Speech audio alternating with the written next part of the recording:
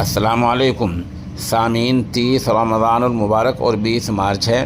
خبر کا عنوان ہے اتم نگر معاملہ اور Delhi high court.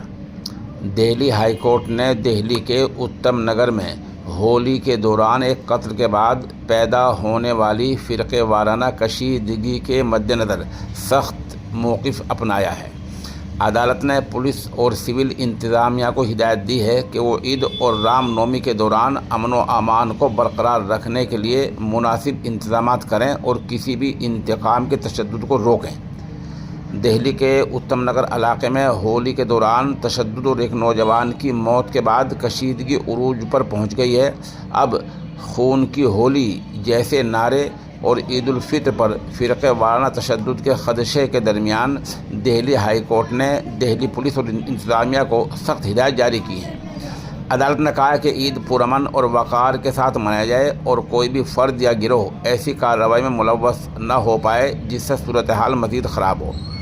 Chief justice Devendra Kumar Upadhyay اور جسٹس تیجس کی بینچ نے شہری حقوق کے group association for protection of civil rights کی طرف سے دائر مفاد عامہ کی عرضی پر یہ حکم جاری کیا ہے۔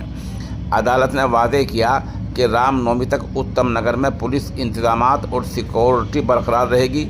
کیس کی اگلی سماعت اب رام نومی کے بعد ہوگی تاکہ تہوار پرامن طریقے سے منایا جا سکے۔ عدالت نے کہا کہ عید خوشیوں کا تہوار ہے اور یہ تمام حکام کی ذمہ داری ہے کہ وہ اس بات کو یقینی بنائیں کہ ایسے موقع پر کسی بھی ناخوشگوار واقعے سے عوامی زندگی متاثر نہ ہو۔ ہم حکم دیتے ہیں، علاقائی پولیس اور سول انتظامیہ کو ہدایت دیتے ہیں کہ قانون کے تحت اجازت دی گئی تمام ضروری کارروائی کریں تاکہ کسی بھی ناخوشگوار واقعے کو روکا جا سکے اور عید کے پرامن اور باوقار طریقے سے منانے کے لیے سازگار ماحول پیدا کیا جا سکے۔ عدالت نے کہا کہ پولیس کے انتظامات ایسے ہونے چاہیے کہ وہ ہر ایک فرد میں تحفظ کا احساس پیدا کریں۔ حکام اس بات کو یقینی بنائیں کہ سماج کے کسی بھی طبقے سے تعلق رکھنے والے کسی بھی فرد کو کسی بھی قسم کی شرارت میں ملوث ہونے کی اجازت نہ دی جائے جس سے ناخوشگوار صورتحال پیدا ہو سکے۔ عدالتی سنوائی کے دوران پولیس کے وکیل نے یقین دلایا کہ 5 مارچ سے علاقے میں کافی پولیس اہلکار اور سینٹرل آرمیڈ پولیس فورسز CAPF تعینات کر دی گئی ہے۔ علاقے میں صورتحال پر قابو پانے کے لیے بڑے پیمانے پر اقدامات کیے گئے تھے۔ پولیس اب تک 8000 سے زیادہ مشتبہ افراد کے ریکارڈ کی جانچ کر چکی ہے۔ سوشل میڈیا پر کڑی نگاہ رکھی جا رہی ہے اور فرقے وارانہ ہم آہنگی کو متاثر کرنے والی 50 سے زیادہ پوسٹس کو ہٹا دیا گیا ہے۔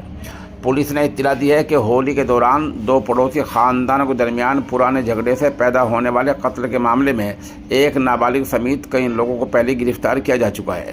درخواست گزاروں کی نمائندگی کرتے ہوئے سینئر ایڈوکیٹ نتیا رام کرشنن نے استدلال کیا پولیس کو مزید احتیاطی تدابیر اختیار کرنے کی ضرورت ہے۔ ASG چیتن شرما نے عدالت کو یقین دلایا کہ پولیس صورتحال کا مسلسل جائزہ لے رہی ہے۔